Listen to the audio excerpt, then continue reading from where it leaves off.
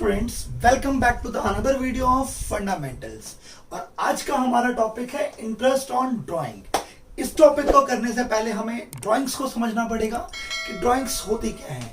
देखो, जब भी हम ड्राइंग की बात करते हैं तो हमने 11th में जो पढ़ा था, दैट इज अमाउंट और goods withdrawn by the owner for his personal use. यानी कि जब भी बिजनेस का मालिक बिजनेस से कोई भी चीज, चाहे वो कैश हो, चाहे बिजनेस की कोई प्रॉपर्टी हो, चाहे बिजनेस का कोई माल हो, गुड्स हो, अपने पर्सनल काम के लिए निकालता है तो हम उसे ड्राइंग बोलते हैं। ये तो था 11th में, बट अब हम इसे थोड़ा डीपली पढ़ेंगे, थोड़ा वाइज जाएंगे, इसके डेप्थ में जाएंगे। ड्राइंग्स को हम दो कैटेगरी में डिवाइड करते हैं, drawings against capital and drawing against profit. अब क्या डिफरेंस है? अगेंस्ट कैपिटल नाम से क्लियर हो रहा है कि मैं अपनी खुद की कैपिटल विड्रॉ करूंगा। समझो, अगेंस्ट कैपिटल का मतलब it is debited to capital account. इसका फर्म से कनेक्शन नहीं होता, मैं अपनी खुद की कैपिटल निकालता हूं, सो इट रिड्यूसेस कैपिटल, जिससे मेरी कैपिटल क्या हो जाएगी? कम हो जाएगी। जबकि ड्राइंग अगेंस्ट प्रॉफिट का मतलब कि मैं बिजनेस का प्रॉफिट निकाल रहा हूं। अब बिजनेस के प्रॉफिट पे टेक्निकली अकेला मेरा तो हक है नहीं कि मैं बिजनेस का पैसा निकाल लूं, तो बिजनेस उस पे मुझसे क्या चार्ज करता है? इंटरेस्ट, जिसकी हम कैलकुलेशन आज की इस वीडियो में सीखने वाले हैं। तो आज का जो हमारा टॉपिक है, मेन फोकस्ड होगा ड्राइंग अगेंस्ट प्रॉफिट पे। बट हमें ड्राइंग्स के दोनों टाइप पता होने चाहिए। कई बार क्वेश्चन में फिरकी लेने के लिए ना वो ये वाली ड्राइंग भी डाल देते हैं, और बच्चे क्या करते हैं, जल्दीबाजी में ओवर स्मार्ट बनते हैं और यहां पे भी इंटरेस्ट ऑन ड्राइंग निकाल देते हैं। पूरा क्वेश्चन क्या हो जाता है? गलत। तो बहुत ध्यान रखना, दो तरह की ड्राइंग्स होंगी, ड्राइंग अगेंस्ट कैपिटल और ड्राइंग्स अगेंस्ट प्रॉफिट। चलिए एक एक करके इसके डिफरेंस को समझते हैं। First, it is debited to drawing account. ये तो प्रॉपर ड्राइंग है, इसलिए ड्राइंग अकाउंट में जाता है। It is debited to capital account. ये ड्राइंग नाम तो है, बट अगेंस्ट कैपिटल, डायरेक्टली मैंने अपनी कैपिटल निकाली है, तो हम ड्राइंग का सेपरेट अकाउंट ना खोलकर सीधा कहां डाल देते हैं? इसको कैपिटल में। Next, it is a part of capital, क्योंकि मैंने अभी बताया हम कैपिटल का ही हिस्सा निकालते हैं। जबकि यहां पे it is a part of profit, हम यहां पे प्रॉफिट का पैसा निकालते हैं। Next, it is considered for calculating interest on drawing. Most important point है भाई, गांठ मार लो इस बात को। It is considered for calculating, मतलब जब भी इंटरेस्ट ऑन ड्राइंग की बात होगी तो आप ये वाला ड्राइंग लोगे। It is not considered for calculating interest on drawing. यानी कि जब भी ड्राइंग अगेंस्ट कैपिटल बोल दे, आंख बंद कर लेना, हाथ पीछे कर लेना, उस पर बिल्कुल भी इंटरेस्ट मत निकालना, क्योंकि अगर इंटरेस्ट निकाला ड्राइंग्स अगेंस्ट कैपिटल पे तो आपका पूरा क्वेश्चन क्या हो जाएगा? गलत। क्लियर? तो क्वेश्चन में ध्यान रखना। Next, it reduces capital. It does not reduce capital. भाई इसका कैपिटल से कोई कनेक्शन नहीं होता। कैपिटल से कनेक्शन किसका होता है? इसका। आ गई बात समझ में? चलिए, तो अब चूंकि हमारा टॉपिक ही क्या है? कैलकुलेशन ऑफ इंटरेस्ट, और इंटरेस्ट हम इस पे तो निकाल नहीं सकते, तो हमें जो आज सीखना है वो क्या सीखना है? Drawings against profit. क्लियर हो गई बात? क्योंकि कैपिटल पे तो हम इंटरेस्ट देते ही नहीं। तो चलिए आज का टॉपिक स्टार्ट करते हैं। तो चलिए शुरू करते हैं calculation of interest on drawing. देखो, जब भी आप कैलकुलेट करोगे ना, आपके पास दो मेथड होते हैं कैलकुलेशन के, average period method and product method. और बच्चे यहीं पे सबसे ज्यादा कंफ्यूज होते हैं, ये समझ ही नहीं आता सर कब कौन सा मेथड लगाना है। सबसे बड़ी कंफ्यूजन ही यही है भाई, अगर आपके पास दो रास्ते हो ए और बी, तो सबसे पहला डाउट ना कि भाई यहां जाए या यहां जाए, और वहीं पे हम फंस जाते हैं। तो माइंड में एक विजन क्लियर होना चाहिए कि भैया हमें इस रास्ते पे जाना है। तो मैं आपको दोनों मेथड की पहचान बता रहा हूं, जिससे आप कभी नहीं फंसोगे कि सर ये मेथड यूज करना है या ये वाला। सबसे इंपॉर्टेंट, मेथड से भी ज्यादा इंपॉर्टेंट मेथड की पहचान होती है। ये समझो, अगर आप पहचान गए भाई ये कंडीशन है तो ये मेथड लगेगा, ये कंडीशन है तो ये मेथड लगेगा, तो गलती के चांसेस 90% कम हो जाते हैं। तो मेथड से जरूरी उसकी पहचान को समझते हैं। पहला मेथड है एवरेज पीरियड मेथड। ये मेथड कब लगेगा? When amount of drawings are uniform. क्या मतलब है? अमाउंट ऑफ ड्राइंग यूनिफॉर्म होंगी, मतलब हम हमेशा सेम अमाउंट विड्रॉ करेंगे। एग्जांपल ले लो, ए विड्रॉस 1000 पर मंथ। अब यहां पे ए ने कितनी ड्राइंग की है? 1000 रुपए हर महीने। तो यहां पे जो अमाउंट ऑफ ड्राइंग है वो हर बार क्या है 1000, दैट मीन्स यूनिफॉर्म। सेकंड पहचान भी है time interval between two drawings, यानी कि दो ड्राइंग्स में जो गैप होगा वो भी यूनिफॉर्म होगा। पर मंथ जो भी एग्जांपल बताया 1000 रुपए वो कब निकालता है, हर एक महीने के बाद। तो दोनों कंडीशन सेटिस्फाइड हो गई, तो हम इसे क्या बोलेंगे, एवरेज पीरियड मेथड है सर ये। आ रही है बात समझ में। एक और एग्जांपल लेते हैं, mister Y withdraw 4000 at the end of each quarter. अब हर बार उन्होंने कितना निकाला 4000, अमाउंट ऑफ ड्राइंग्स यूनिफॉर्म, और हर बार कब निकाला and of each quarter, her quarter के एंड में, मतलब टाइम इंटरवल भी हर बार क्या रह रहा है इक्वल। अगेन कौन सा मेथड यूज हो जाएगा, period method, account average period. Next product method कब लगेगा, ऑब्वियसली इस पहचान को ही उल्टा कर दो, रिवर्स कर दो, यानी कि जब ये दो कंडीशन वेरीफाइड नहीं होंगी तो कौन सा मेथड लगा देंगे, प्रोडक्ट मेथड। अब क्या है प्रोडक्ट मेथड, देखो when amount of drawings are not uniform. यार ये ज्यादा प्रैक्टिकल सिचुएशन है, आप समझो, क्या हम लोग रोबोट्स हैं क्या कि हमें हर बार फिक्स अमाउंट की ही जरूरत पड़ेगी, नहीं। ऑब्वियसली यार ह्यूमन बीइंग है, हमेशा हमारी लाइफ में अप एंड डाउन आते रहते हैं, कभी ज्यादा पैसों की जरूरत पड़ती है, कभी कम पैसों की। तो ये कैसे पॉसिबल है कि हर बार अमाउंट ऑफ ड्राइंग यूनिफॉर्म हो जाए। तो प्रैक्टिकली देखा जाए तो ये ज्यादा एप्लीकेबल लगता है, क्योंकि यहां पे तभी हम करते हैं जब अमाउंट यूनिफॉर्म ना हो, यानी कि कभी आपने 1000 रुपए निकाले, कभी जरूरत नहीं थी तो नहीं निकाले, कभी ज्यादा जरूरत थी तो हो सकता है आप 10,000 भी निकाल लो। क्लियर, तो पहचान समझ में आ गई। सेकंड, क्या ये जरूरी है मुझे हर महीने जरूरत पड़े, भाई हो सकता है कि मुझे हर महीने रेंट देना होता हो, वो मैं ड्राइंग करके देता हूं, तो ये आ सकता है। बट क्या ये हर केसेस में जायज है कि हमें हर बार फिक्स अमाउंट फिक्स डेट पे ही चाहिए हो, नहीं। प्रैक्टिकली ये थोड़ा डिफिकल्ट सिनेरियो है। होता क्या है, कभी हमें जरूरत पड़ी तो हम फॉर्म से पैसा निकाल लेते हैं, दैट इज ड्राइंग। तो यहां पे वही पहचान है, time intervals are not equal, मतलब कभी मुझे 1 महीने के बाद जरूरत पड़ सकती है, कभी हो सकता है 3 महीने के बाद जरूरत पड़े, कभी हो सकता है 15 दिन के बाद ही जरूरत पड़ जाए। तो यहां पे दोनों पहचान समझ में आ गई। देखो जब भी अमाउंट यूनिफॉर्म हो, टाइम गैप भी यूनिफॉर्म हो, तो मेथड कौन सा लगा दोगे, एवरेज पीरियड मेथड। आंख बंद करके आपको पहचान समझ में आ गई, सर जब भी अमाउंट बराबर हो ये लगा दो, जब भी अमाउंट अनइक्वल हो, टाइम गैप अनइक्वल हो, तो कौन सा लगा दोगे, product method. Practically point of view से मैं आपको बता रहा हूं, ये ज्यादा वैलिड लगता है, क्योंकि हम कोई रोबोट नहीं कि या हमें हमेशा एक फिक्स अमाउंट की जरूरत पड़े, कभी ज्यादा अमाउंट की जरूरत पड़ सकती है, कभी कम। बट एग्जाम के पॉइंट ऑफ व्यू से ये भी इक्वली इंपॉर्टेंट है और ये भी इक्वली, दोनों में से वो कुछ भी दे सकते हैं, तो हमें दोनों को सीखना है। चलिए सीखते हैं।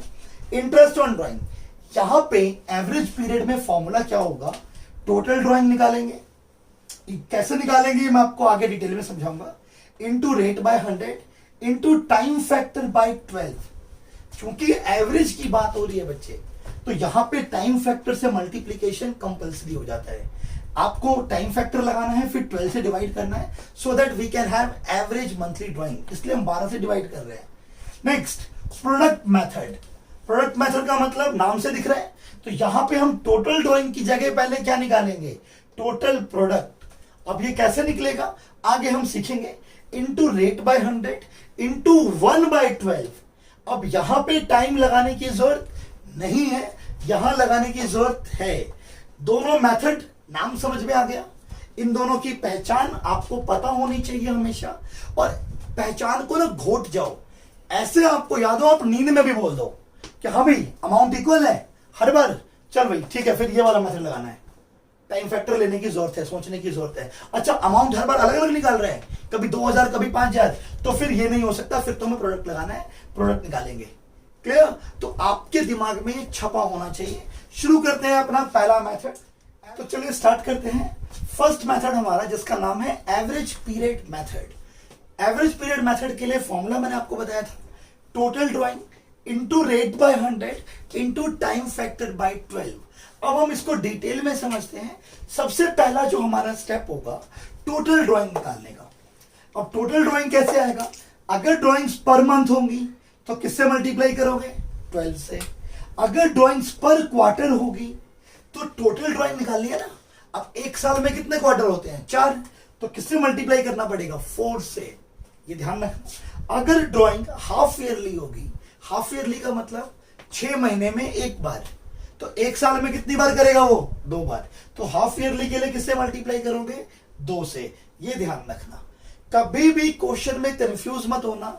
बच्चे सबसे ज्यादा यही गलती करते हैं, ड्राइंग का अमाउंट गिवन होता है, वो उसको डायरेक्टली फॉर्मूले में पुट कर देते हैं और पूरा आंसर क्या हो जाता है? गलत।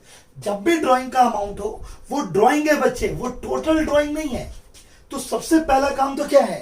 टोटल ड्राइंग निकालना। पर मंथ, पर क्वार्टर, हाफ ईयरली, जैसे क्वेश्चन में इंफॉर्मेशन होगी उसके अकॉर्डिंग करना है। नेक्स्ट, रेट तो आपको क्वेश्चन में गिवन होगा, सोचने की जरूरत नहीं है। अगला जो स्टेप है हमारा है वो है टाइम फैक्टर। टाइम फैक्टर के बारे में 2 तरीके हैं बच्चे, या तो आपको वो निकालना आता हो by using formula, simple formula है वो भी, ऐसी कोई बात नहीं है। दूसरा बाय यूजिंग टेबल। अब होता क्या है, एग्जाम में आपसे कभी नहीं पूछेंगे कि आपने टाइम फैक्टर कैसे निकाला, या आप उसका फॉर्मूला लिख के बताओ, या आप इसकी वर्किंग बताओ, नहीं। तो हम इसकी गहराई में नहीं जाते, खामा में वीडियो और लंबी हो जाएगी और डिफिकल्ट भी रहेगा। एक टेबल है छोटी सी जिसको हम समझ लेते हैं, जिससे टाइम फैक्टर डायरेक्टली लिखना इजी हो जाता है और हमारा काम चल जाता है। सबसे पहला तरीका, या तो हम ड्राइंग बिगिनिंग में करेंगे, या मिडिल में करेंगे, या एंड में करेंगे। 3 ही ऑप्शन होंगे हमारे पास, बिगिनिंग, मिडिल, एंड। महीने की शुरुआत में, या बीच में, या लास्ट में। अब ड्राइंग भी करने के 3 तरीके होंगे मेनली जो आते हैं क्वेश्चन में। आप मंथली कर सकते हो ड्राइंग, यानी कि हर महीने। क्वार्टरली भी कर सकते हो, यानी कि हर 3 महीने में एक बार, यानी कि साल में 4 बार। और मंथली करो बट ड्यूरिंग 6 मंथ। ये भी क्वेश्चन कई बार दे देते हैं, स्पेशल केस है कि पार्टनर ने सिर्फ 6 महीने ही ड्राइंग की, तो क्या करोगे? बिगिनिंग ऑफ मंथ हो, time factor will be 6.5, middle हो 6, end of the month 5.5।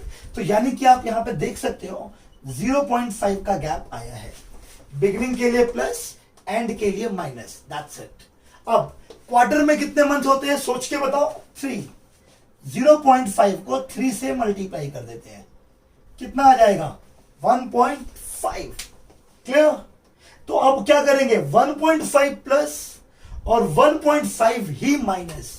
Beginning के लिए अगेन प्लस और एंड के लिए क्या किया? माइनस। कनेक्शन समझ में आ गया?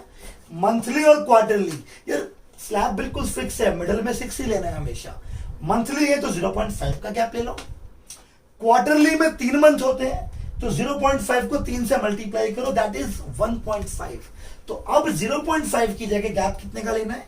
1.5 का। अब ड्यूरिंग 6 मंथ, यानी कि तो वैसे दिख रहा है आधा साल है, 6 को हाफ कर दो, आधा, कितना आ जाएगा? 3। अब क्या बोला इन्होंने? मंथली, तो गैप भी कितने का लेंगे मंथली में? 0.5 या 1.5? ऑब्वियसली 0.5। तो 0.5 ही प्लस और 0.5 ही माइनस। ये तो एक ट्रिक है टेबल को याद करने का, कि जब भी मंथली हो 0.5 का गैप ले लेंगे, क्वार्टरली में 1.5 का गैप ले लेंगे, मिडिल में हमेशा 6 होगा, ये ध्यान रखें। बट कई बार बच्चे पूछते सर टाइम फैक्टर निकलता कैसे है, आखिर ये वैल्यूज आ कैसे गई, आप ये बताइए। तो टाइम फैक्टर का मैं आपको फॉर्मूला लिखवा देता हूं यहां पे। Time left after first drawing, यानी कि पहली ड्राइंग के बाद कितना टाइम बचा, plus time left after last drawing. ध्यान रखना, बीच की ड्राइंग से हमें कोई मतलब नहीं है, हमें सिर्फ 2 ड्राइंग्स कंसीडर करनी है। कौन कौन सी? एक तो फर्स्ट और लास्ट, और डिवाइड बाय क्या कर देंगे? 2। तो हमारा टाइम फैक्टर आ जाता है। बट जैसा कि मैंने अभी आपको बताया, एग्जाम में बिल्कुल नहीं बोलेंगे कि आपने कैसे निकाला, निकाल के दिखाइए या फॉर्मूला बताइए। तो आप डायरेक्टली भी एक शॉर्ट ट्रिक से इसको याद रख के प्लॉट कर सकते हो, क्योंकि अगर आप एग्जाम में इसको कैलकुलेट करने बैठोगे तो आपका टाइम बहुत वेस्ट होगा, और एग्जाम में एक एक मिनट बहुत कीमती है। तो चॉइस मैं आपके ऊपर छोड़ता हूं, आप ऐसे करना चाहते हैं या ऐसे निकालना चाहते हैं। ठीक है, चलिए तो अब नेक्स्ट मेथड करते हैं। तो अब शुरू करते हैं हम अपना सेकंड मेथड, जिसका नाम है प्रोडक्ट मेथड। जैसा कि मैंने पहले भी आपको पहचान बताई है, इस मेथड को तभी यूज करना जब amount of drawing her bar same ना हो, दैट मीन्स अनइक्वल हो। तो यहां पे करने का तरीका मैंने आपको बताया था, फॉर्मूला है total product into rate by 100 into 1/12। यहां पे टोटल ड्राइंग नहीं लेनी, टोटल प्रोडक्ट लेना है। इसको हम प्रोडक्ट मेथड से सोल्व करते हैं। अब कैसे निकालेंगे टोटल प्रोडक्ट, ये समझते हैं, क्योंकि टोटल ड्राइंग हमने पिछले मेथड में निकालना सीख लिया था। तो अब हमारा कंसर्न है इस मेथड में कि सर टोटल प्रोडक्ट कैसे आए। क्या? तो चलिए शुरू करते हैं। इसके लिए हमें एक टेबल बनानी पड़ेगी जिसमें 4 कॉलम होंगे। बहुत सिंपल। सबसे पहले लिखेंगे डेट ऑफ विड्रॉन।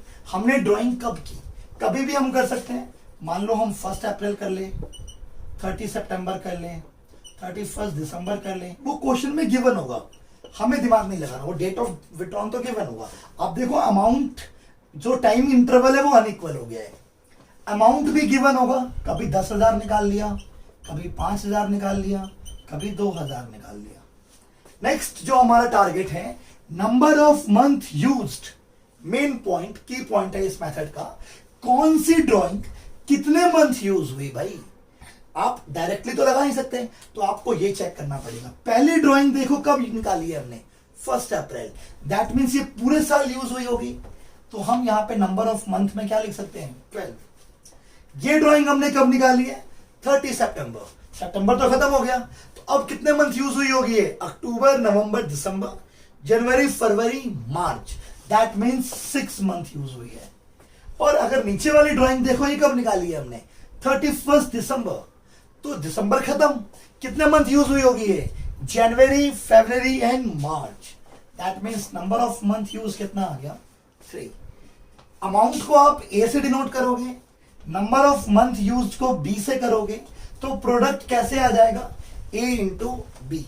तो एक बार मल्टीप्लाई करके देखते हैं, 12 इंटू 10 1,20,000, 6 इंटू 5 30,000, 2 इंटू 3 6,000। अब टोटल जब आप निकालोगे इन तीनों का, तो कितना आ जाएगा, 1,56,000। ये जो टोटल है बच्चे, ये आपको यहां पे डालना है। आया समझ में, क्लियर? आई होप आपको दोनों मेथड अच्छे से समझ में आ गए होंगे, दोनों का आपको कंसेप्ट भी क्लियर हो गया होगा। सिचुएशन के अकॉर्डिंग आपको मेथड एक्सेप्ट करना है, ऐसे ही नहीं आपको किसी भी क्वेश्चन में कोई भी मेथड लगाना है। आप क्वेश्चन को ध्यान से पढ़ोगे, समझोगे कि क्या अमाउंट हर बार इक्वल है, इक्वल होता तो हम पिछला मेथड लगा देते, एवरेज मेथड, और अगर इक्वल नहीं होगा तो कौन सा मेथड लगाएंगे, ये वाला जो आपके सामने है, टोटल प्रोडक्ट मेथड। आज की क्लास में बस इतना ही। अगली क्लास में हम एक और नए टॉपिक के साथ मिलेंगे। तब तक के लिए आप हमारे चैनल को सब्सक्राइब कर लीजिए। वीडियो पसंद आई हो तो इसे जरूर लाइक करें, इससे हमें भी इंकरेजमेंट मिलती है। हम आपके लिए और बेहतर वीडियोस लाने की कोशिश करते रहेंगे। Thank you so much.